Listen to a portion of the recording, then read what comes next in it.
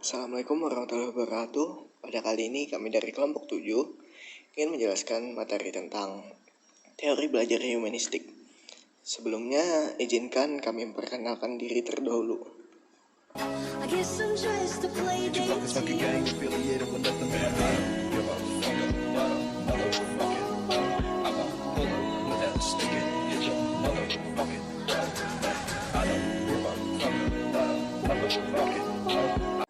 Nah, mari kita lanjut ke materinya. Pertama-tama, pengertian belajar humanistik. Apa itu belajar humanistik? Belajar humanistik adalah proses belajar harus dimulai dan ditujukan untuk kepentingan memanusiakan manusia, dan serta sebisa mungkin untuk menggali dalam mengembangkan potensi yang ada dalam dirinya. Oleh sebab itu, teori belajar humanistik sifatnya lebih abstrak dan lebih mendekati bidang kajian filsafat, teori kepribadian, dan psikoterapi daripada bidang kajian belajar. Teori belajar dan pembelajaran humanistik merupakan sebuah proses belajar yang berhulu dan bermuara pada manusia. Segala sesuatunya disandarkan pada nilai-nilai kemanusiaan.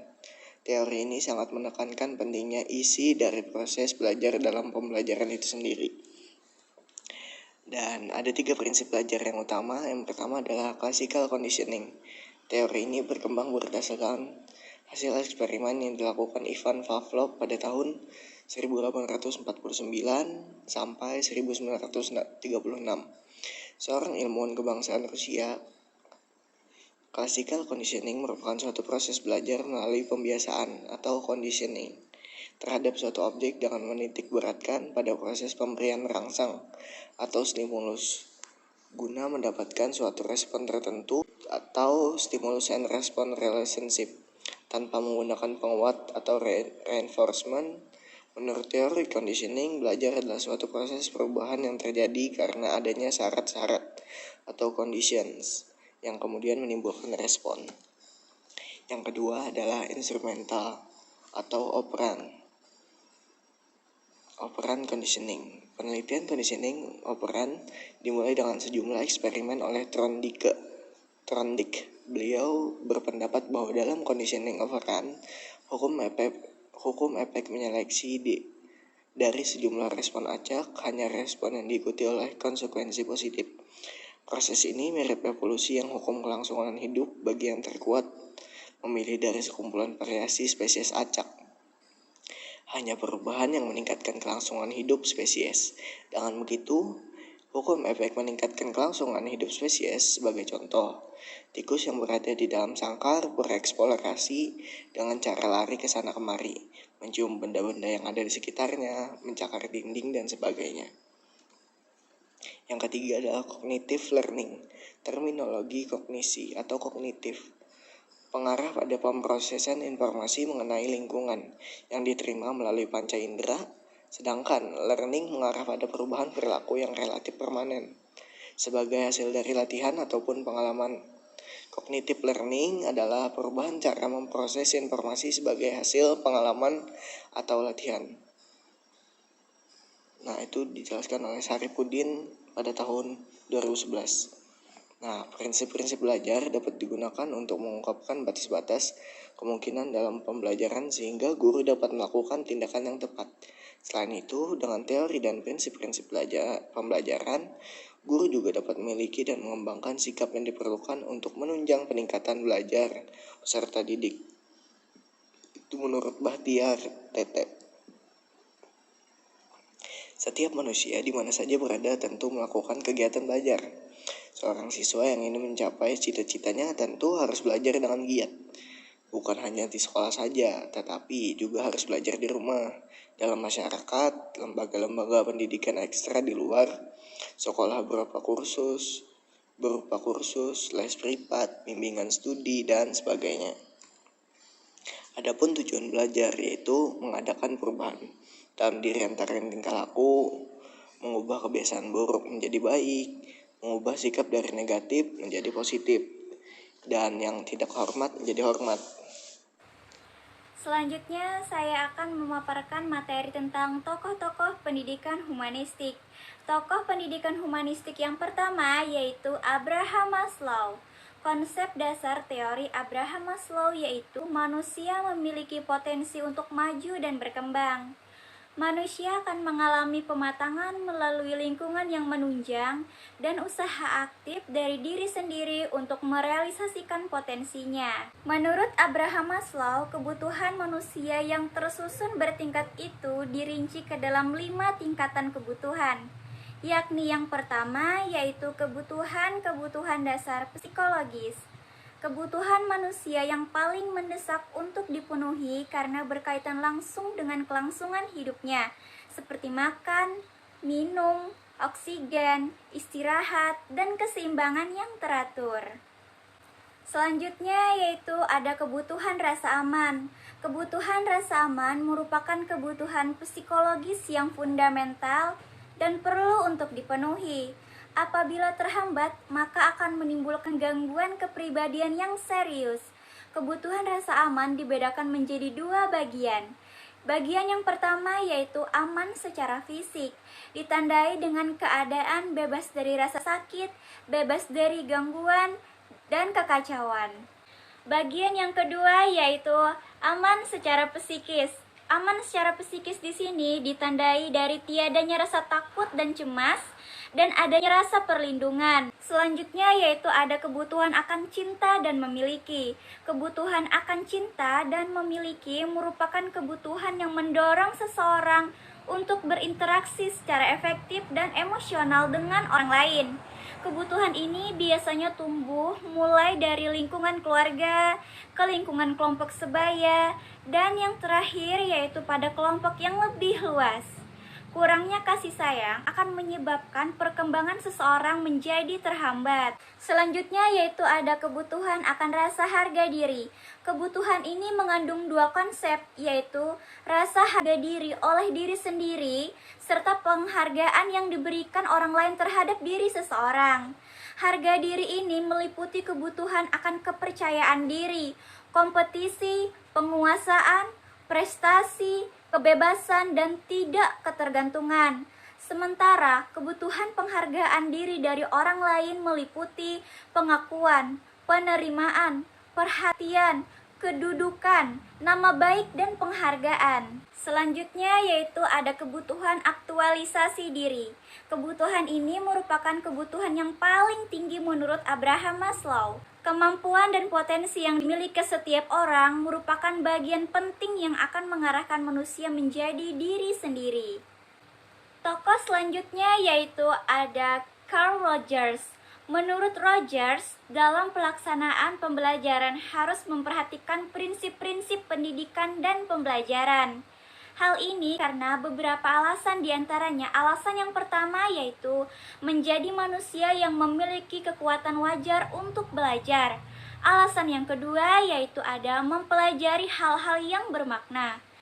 Selanjutnya yaitu pengorganisasian bahan pelajaran, berarti mengorganisasikan bahan dan ide baru sebagai bagian yang bermakna. Dan alasan yang terakhir yaitu belajar menuntut kegiatan proses belajar secara penuh dan sungguh-sungguh. Tokoh yang selanjutnya yaitu ada Cole, seorang ahli penganut aliran humanistik, membagi tahap-tahap belajar menjadi 4 bagian. Pada tahap pertama ada tahap pengalaman konkret. Pada tahap awal atau dalam peristiwa belajar adalah seseorang mampu atau dapat mengalami suatu peristiwa atau suatu kejadian sebagaimana adanya. Tahap yang kedua yaitu tahap pengamatan aktif dan reflektif. Tahap kedua dalam peristiwa belajar adalah bahwa seseorang makin lama akan semakin mampu melakukan observasi secara aktif terhadap peristiwa yang dialaminya. Tahap yang ketiga yaitu tahap konseptualisasi. Tahap ketiga dalam peristiwa belajar adalah seseorang sudah mulai berupaya untuk membuat abstraksi, mengembangkan suatu teori, konsep, hukum dan prosedur tentang suatu masalah yang menjadi objek perhatiannya. Dan tahap terakhir ada tahap eksperimentasi secara aktif. Tahap terakhir dari peristiwa belajar menurut Kolb adalah melakukan eksperimentasi secara aktif Pada tahap ini, seseorang mampu mengaplikasikan konsep-konsep, teori-teori, atau aturan-aturan ke dalam situasi yang nyata. Tokoh yang terakhir yaitu ada Honey dan Mumford. Honey dan Mumford menggolongkan orang yang belajar ke dalam beberapa macam atau golongan yang berbeda karakteristiknya.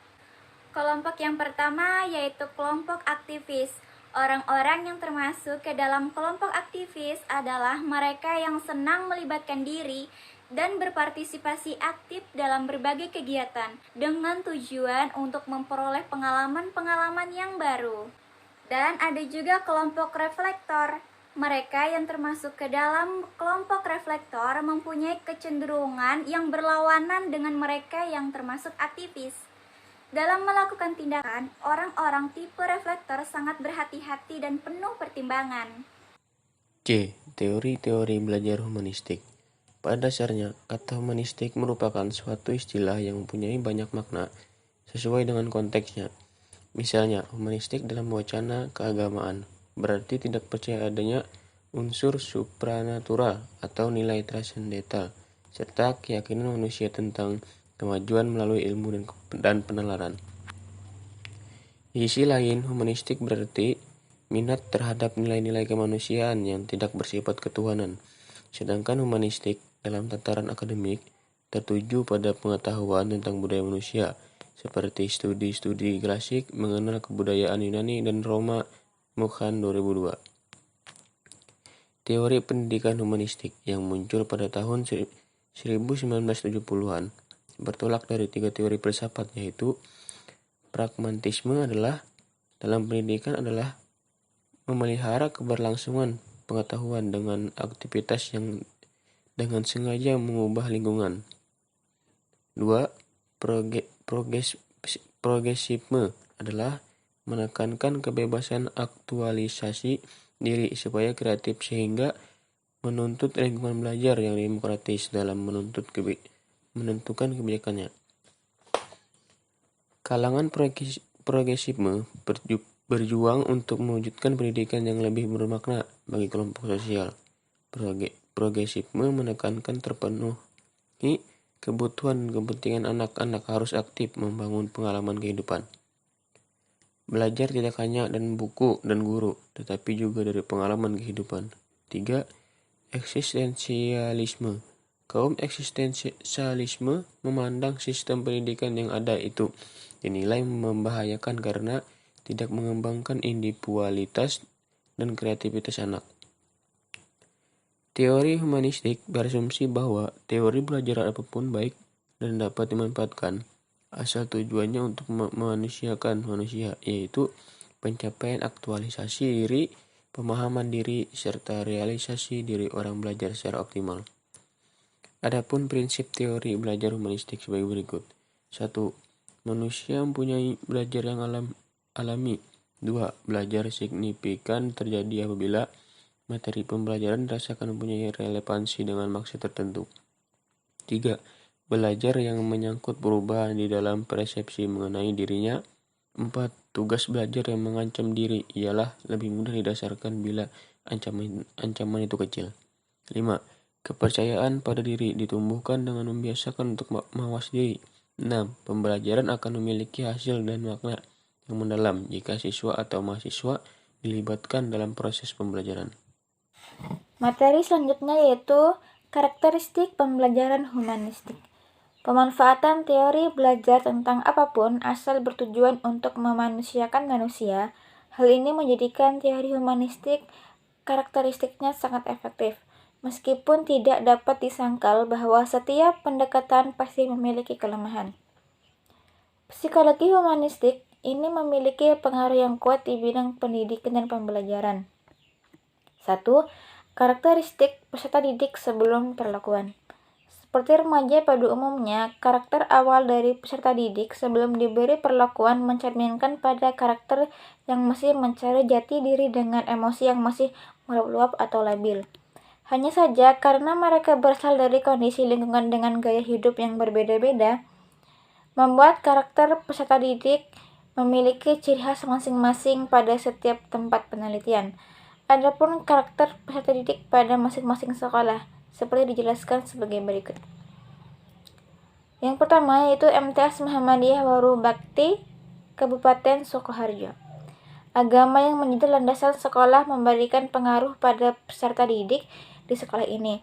Terlihat pada sikap peserta didik yang menjunjung tinggi nilai-nilai religi, termasuk dalamnya kejujuran dan tanggung jawab, sehingga peserta didik di sekolah ini memiliki disiplin serta kerja keras untuk melaksanakan tiap tugas yang diberikan oleh guru. Hal ini menjadi modal yang cukup baik meskipun masih banyak nilai-nilai Pancasila lain yang belum berkembang. Misalnya, cinta, damai, dan menghargai prestasi orang lain. Yang kedua, SMP Muhammadiyah 3 Semarang, Kabupaten Semarang. Latar belakang agama ini menjadi landasan sekolah memberikan pengaruh pada peserta didik di sekolah ini. Terlihat pada sikap peserta didik yang menjunjung tinggi perkataan guru, baik itu nasihat maupun penugasan. Sehingga peserta didik di sekolah ini memiliki sikap religius, disiplin, serta bertanggung jawab. Peserta didik juga akan berusaha dengan keras untuk memenuhi tugas guru. Hal ini berpengaruh pada kemandirian, rasa ingin tahu, gemar membaca, serta kreativitas peserta didik. Namun, kemandirian ini akhirnya menjadi bumerang karena belum terarahkan dengan baik. Hal ini berakibat pada munculnya keegoisan yang berdampak pada kurangnya kemampuan bekerja sama serta kemampuan komunikasi peserta didik. Yang ketiga, SMP Negari 1 Wonosobo, Kabupaten Wonosobo. Latar sekolah yang berada di tengah kota serta lingkungan keluarga yang rata-rata tergolong mampu membuat peserta didik di sekolah ini menjadi manja dan individualitas. Dalam bersosialisasi pun mereka memilih-milih teman, sehingga kemampuan bekerja sama kurang maksimal. Hal ini membuat persaingan antar peserta didik membutuhkan pengarahan agar tidak berkembang ke arah negatif. Kebutuhan akan pengakuan atau eksistensi yang tinggi membuat peserta didik mudah tersinggung dan kurang toleran dengan teman di luar kelompoknya. Lingkungan sekolah yang mendukung fasilitas maupun sarana prasarana membuat rasa ingin tahu, kerja keras, dan tanggung jawab peserta didik cukup besar.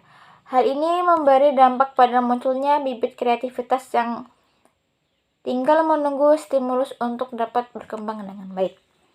Yang terakhir, SMP PGRI Solemerto, Kabupaten Wonosobo.